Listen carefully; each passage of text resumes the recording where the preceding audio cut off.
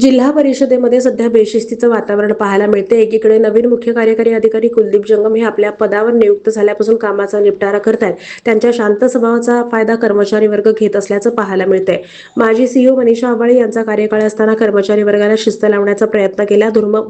धूम्रपान करण्यास सक्ती केली, प्लास्टिकची बंदी केली, कामाव्यतिरिक्त फिरणाऱ्या कर्मचारी आणि बाहेरच्या कामानिमित्त येणाऱ्या लोकांवर आवारात बंदी घातली.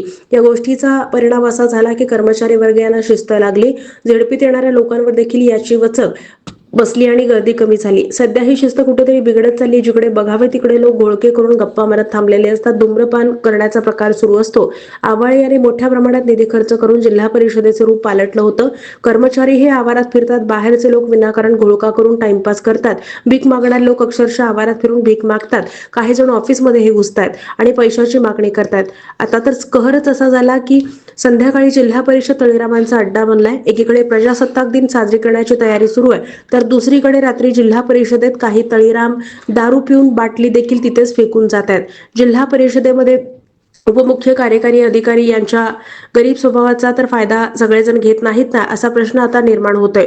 उपमुख्य कार्यकारी अधिकारी कुलदीप जंगम यांनी वचक ठेवावी अशी मागणी आता होतीये. जंगम यांचा स्वभाव अत्यंत शांत आहे. त्यांच्या स्वभावाचा गैरफायदा घेण्याचं काम चतुर्थ श्रेणी कर्मचाऱ्यांपासून ते अधिकाऱ्यांपर्यंत सुरू आहे.